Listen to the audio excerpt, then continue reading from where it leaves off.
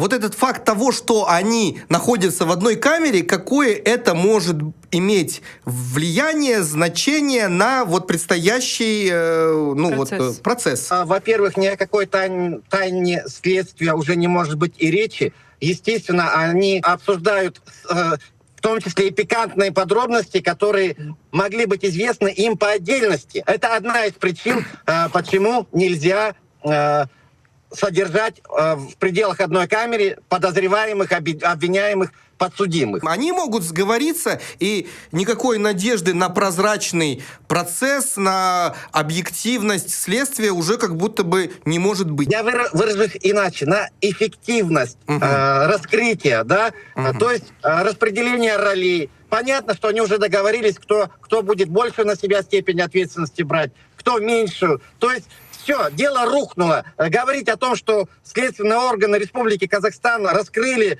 объективно столь резонансное дело, уже не приходится. И вот это вот я бы просил отметить как наиболее важный момент, который мы наблюдаем на этом ролике.